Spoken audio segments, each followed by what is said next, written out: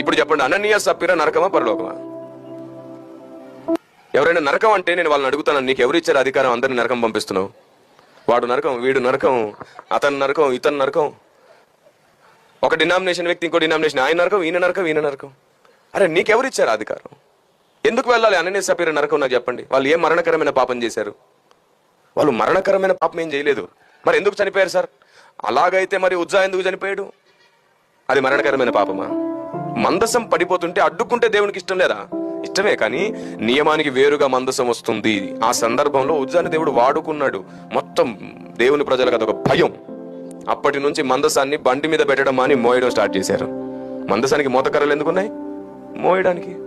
దేవుడు చెప్పింది మోయమంటే వీళ్ళు ఏం చేశారు? బండి ఎక్కిచ్చారు. దేవుడు చెప్పింది చెప్పినట్లు చేయాల్సిందే.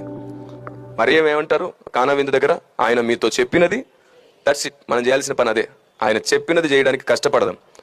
చాలాసార్లు మనకు ఇప్పటికీ చాలా విషయాలు తెలియక ఆయన చెప్పింది కాక వేరేది చేస్తూ ఉంటాం.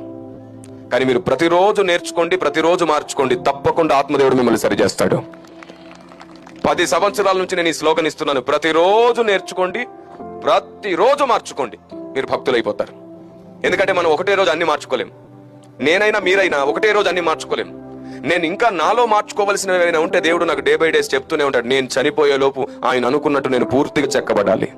ఈ మనసు మీకుంటే మీ నాయకుడు ఆయనే, మీ బోధకుడు ఆయనే. ఆత్మదేవుడు మిమ్మల్ని నడిపిస్తాడు. దేవునికి స్తోత్రం కలుగును గాక. ఇది భక్తి జీవితానికి అత్యంత ప్రాముఖ్యమైనది. నువ్వు ఎవరికి తీర్పు తీర్చకు, తీర్పు తీర్చే యజమాని పైన ఉన్నాడు. నువ్వు ఎవరికి తీర్పు తీర్చకు. ఒకవేళ తీర్పు తీర్చాల్సి వస్తే న్యాయముగానే తీర్పు తీర్చు.